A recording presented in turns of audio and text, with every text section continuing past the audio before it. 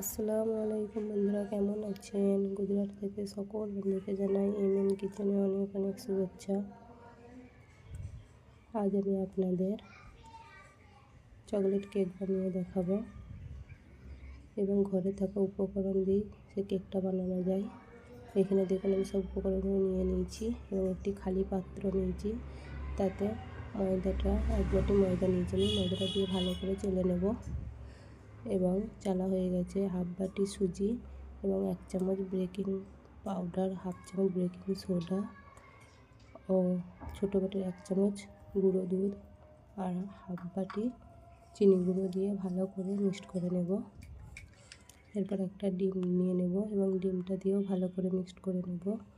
এর মধ্যে আমি চা চামচে 1 চামচ দুধটার সাথে লেবুর রস মিশিয়ে রেখেছিলাম এবং সেটা দিয়েও ভালো করে মিক্সড করে নেব। এরপর কফি পাউডার দিয়ে ভালো করে মিক্সড করে নেব। এই দেখুন ঘনত্বটা এরকম হয়েছে এবং আমার ভালোভাবে মিক্সড করাও হয়ে গেছে। এবার একটি খালি পাত্র নিয়েছি এবং তাতে আগে থাকতে কাগজ ও দিয়ে তেল দিয়ে ব্রাশ করে রেখেছি। এরপর ব্যাটারটা ঢেলে নেব।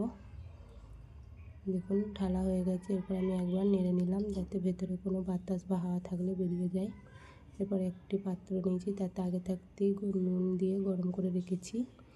এরপর কেকের বাটার দিয়ে পাত্রটা বসিয়ে দেব এবং ঢাকা দিয়ে দেব এবং এই যে ছিদ্রটা আছে সেটা একটা রং দিয়ে বন্ধ করে দেব।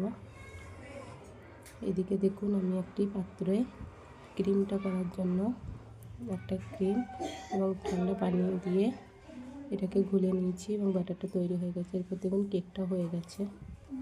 এরপরে কেকটিকে নামিয়ে নেব এবং কেকটি কত ফুলেছে দেখুন। এরপর একটা ছুরির সাহায্যে আমি এটাকে কেটে নেব এবং এটাকে আমি বের করে নেব।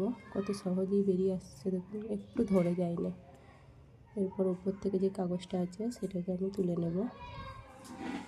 দেখুন কাগজটা তোলা আমার হয়ে গেছে এবং কত স্পঞ্জ বা নরম হয়েছে দেখুন, কত ফুলেছে দেখুন শুধু।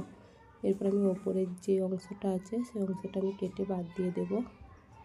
এই দেখুন কত সুন্দর জালিদার হয়েছে। এরপর আমি এইটাকে ভাগ করে নেব এবং এই কেকটা বানানোর মূল উদ্দেশ্য হলো এখানে একজনের জন্মদিন হচ্ছিল একটা বাচ্চার, এবং সেই জন্য আমার ছেলেটাও কাঁদছিল যে চকলেট কেক খাবে, কিন্তু এখানে বিদেশের বুকে পানিটা পর্যন্ত কিনে খেতে হয়। সেখানে একটা চকলেট কেকের দাম তো 300-400 টাকা। তাই ভাবলাম বাড়িতেই সব উপকরণ দিয়ে ছেলেকে বানিয়ে দিই, ওই জন্যে বানিয়ে দিলাম।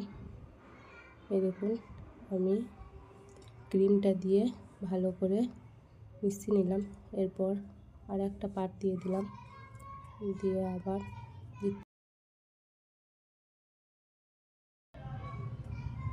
এই চিনি ও পানি দিয়ে যে মিশ্রণটা করে রেখেছিলাম সেইটা দিয়ে তার উপরে আবার ক্রিমটা লাগিয়ে দিলাম। এরপর আমি শেষ পাটটা দিয়ে দিচ্ছি দেখুন। এরপর আবার চিনি ও পানির মিশ্রণটা লাগিয়ে নেব।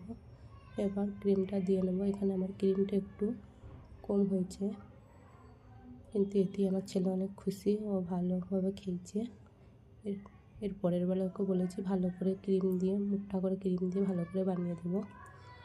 গরিবের কেক, এতেই ছেলেরা খুশি হয়ে গেছে। যদি ভালো লাগে লাইক, কমেন্ট ও শেয়ার করবেন এবং শেষকালে দেখুন আমার কেকটা এরকম হয়েছে।